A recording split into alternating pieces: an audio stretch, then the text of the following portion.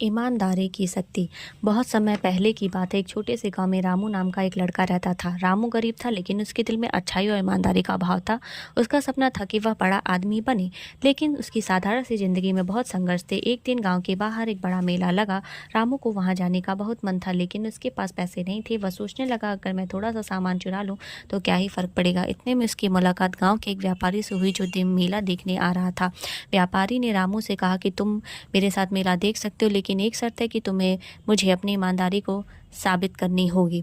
रामू थोड़ी देर सोच में डूबा, फिर उसने हामी भर दी। व्यापारी ने उसे कुछ पैसे दिए और कहा, इन पैसों से जो चीज़ तुम्हें चाहिए वो खरीदो, लेकिन ध्यान रखना कि पैसे का गलत इस्तेमाल मत करना। रामू ने व्यापारी के पैसों से कुछ खरीदने की सोची, लेकिन मेले में उसने देखा कि एक दुकानदार ने उसे ज़्यादा सामान दे दिया और पैसे में कम लिए।